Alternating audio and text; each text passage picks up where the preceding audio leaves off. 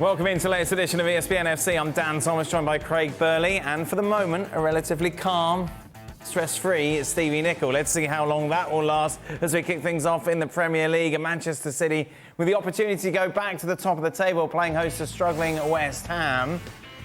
City then with the victory, and it looks like his goals will be a big contributing factor to them once again winning the Premier League title. They are 1 point clear of Arsenal with a game in hand, with 5 matches remaining.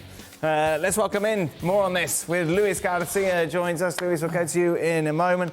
But overall, after a first half where maybe you could say, City weren't at their best, West Ham defended well, once Ake scored, that was it. Well, if you're of the Arsenal persuasion, you're sitting watching it going, well, could they? Obviously, you're trying to find any kind Could they? Yeah. Could they frustrate City for 90 minutes? Said to Stevie after 25-30, can they keep this up for another hour? The answer was clearly no. And yeah, it was a frustrating first 45, but it was poor marking for the Ake goal. But once that goes in, the writing really is on the wall, and it's unlikely that this side are going to drop any points. Not impossible, but looking at the way they're dismantling teams, it's unlikely they're going to drop points between now and the end of the season. It's just this momentum, Stevie, keeps going, doesn't it? Yeah, and as you said, they weren't at their silky best, but what they're doing, regardless of the opposition, is they're putting pressure on. And when you've got sustained pressure, eventually somebody breaks, and West Ham broke today. And we all said after Ake scored that was it, and we weren't wrong. It was a comfortable victory in the end, which we thought it was going to be. So Erling Haaland will be on all the back pages, you imagine, in England tomorrow, breaking that record that was held before by both Andy Cole and Alan Shearer. He's already then passed both of those players, 35 goals. As I mentioned, though, with still 5 games remaining. You guys obviously played against both of those players. You look at Haaland, how does he compare to them? Like, how, if you were to choose who not to want to defend against? Oh. You could argue for all of them. Clearly, today, most people would say Haaland, but you have to think about all the differences, the way the game's played. Right. It's a different game today. It's far more open. You've got this passing out from the back. I mean, there are so many more opportunities I think Haaland has had than either Shearer or Cole. I think it's very difficult to say which one's the best. What we can say is every single one of them was absolutely top-notch. You'd have to look at the stats in some sense, that the different eras and the chances created, the domination from City compared to Shearer, who was not in the greatest Newcastle side. Cole was obviously in a very good Man United side that was up and down but did change over the years. He was more of a goal scorer, but it is difficult to compare and contrast because Alan Shearer was just an all-round. And the physicality of the game even then was slightly different. Yeah. Stevie talked about how open it was. It was slightly more physical as well back then because you could get away with more. Frank will tell you that Alan Shearer broke his nose a number of times. Yeah, and look. And who wouldn't well done, Alan. The one thing I'd say, to go to a new country and perform like that in the first season is obviously exceptional. However, you have got to look at the fact that this City side is arguably, you think back to Barcelona, ironically, where Pep was, Guardiola, and that 2010-11 amazing team. This is an amazing City team. Well, it might not win the Champions League, but it's an amazing City team. And so that plays into it. It is one of the most talented assembled squads ever. Right. Ever. Not suggesting it's the greatest or the most successful, but when you look at how deep it is and you look at the front players that can supply Haaland, doesn't make it easy, but it makes it slightly easier when you have the quality that he has behind him, and he's taken full advantage. Luis, let's take a look at today's goal, for example. How good is this finish?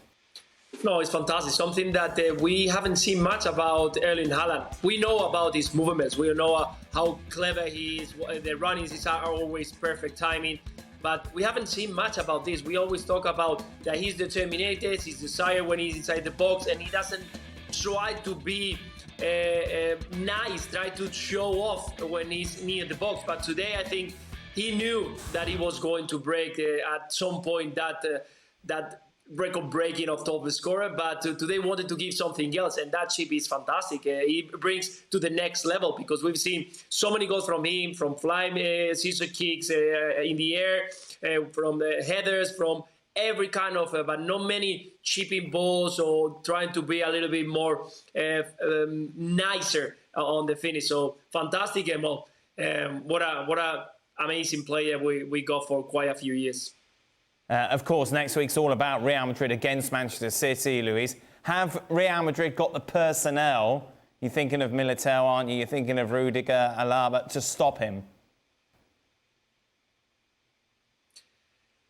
Tough. After, guys, we talked about Real Madrid because we watch them week in and week out, and Real Madrid is not arriving in the best moment. Real Madrid in Champions League is a different animal, we all know. But you are going to have to face one of the best teams, if not the best team in the world at the moment. It brings in a great momentum. You just lost a couple of games. Some of your players are not going to arrive in the best conditions. Some of them they are playing. Some of the other ones are trying to rest. And you have to mark a totally different player. They haven't played against a player like this one in La Liga, or I will say in the Champions League. And Militao made a few mistakes in the past couple of games. Rudiger, another couple of mistakes. And they're going to need a lot of communication, a lot of hard work, and I will say a little bit of prayer, because definitely you need a lot of things to stop not only Erling Haaland, but the players they are next to him. How you look at Militao and Rudiger and Alaba, and you ask the question, can they stop Haaland? But I think the answer is, in some sense, is can you stop the City midfield? Right. Right, because can't come off at the supply. Yeah, if you don't stop that, you're not stopping the big Norwegian. So, the wide players, be it Grealish or Silva or Mahrez or whoever, and if De Bruyne is fit, Gundogan, you have to stop that at source to be able to stop that supply. And we saw it today, the Grealish pass. So a lot of what Real Madrid are going to do is down to how they compete with City in the middle of the park. It's usually always the case. How preoccupied are you, if you're Ancelotti, about Haaland and how to stop him, or how much are you going like, we're going to play our game and they can try and stop us? Well, I think you have to do both. You have to try and play your own game. They're going to have to go and try and win this game because of the position they find themselves in. But personally, I think this is down to Courtois. I don't think Militao and Alaba are good enough to hold Haaland. Right. Courtois is going to have to do what he did last season in the Champions League. And as much as Benzema was crazy good, Courtois was just as good in goals. And without him, they were not Champions League winners last year. So I don't see how they stop him. But maybe Courtois is the man that can. As I mentioned then, just 5 games remaining then for Manchester City, just the 4 for Arsenal, who are very much the underdogs, aren't they, to try and mount a comeback here. 16-1 on City to win the title. Arsenal, meanwhile, 9-1. Newcastle away. Yes, yeah. Difficult game. Yeah. City unlikely to drop points. Hard to see where that's going to happen, although I know we're going to get to it. But they have the mighty Leeds United coming up with, with the new appointment there.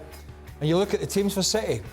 All right, fighting relegation Leeds, fighting relegation Everton, but Chelsea, abysmal. Last 2 games could be slightly trickier, but Arsenal at Newcastle and then Brighton, so it's... Do you think it'll go down to the last game, Stevie, or do you think they'll wrap it up before then? I don't think it will, because I don't think Arsenal wins every game. Right. And right now, City can afford to lose a game, and if Arsenal lose to Newcastle, the 2 games at the end actually don't count. When West Ham were looking at their run-in, they can't imagine they're going to take anything from this game, but they are still precariously close to the relegation zone. Let's just remind you how things stand at the bottom of the table. Southampton, of course, I think everyone agrees, are done. West Ham sitting 4 points clear of the drop, Craig. Are they going to be OK?